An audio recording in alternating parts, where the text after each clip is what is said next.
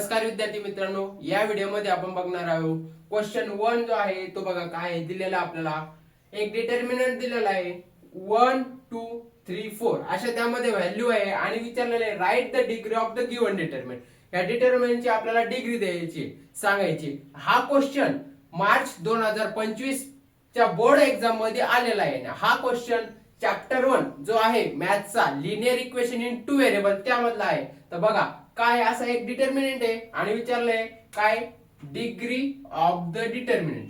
तर class 10 math मध्ये degree of the determinant किती असते? एनी टाइम किती 2।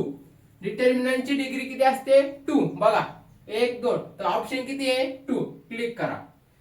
हे सगळा कन्सेप्ट मी चॅनलवर अपलोड केलेला आहे। डिटर्मिनंटच्या याच्यामध्ये डिग्री घेतलेली सिंपल आहे। याची डिग्री विचारलेली तर किती आहे डिग्री? 2।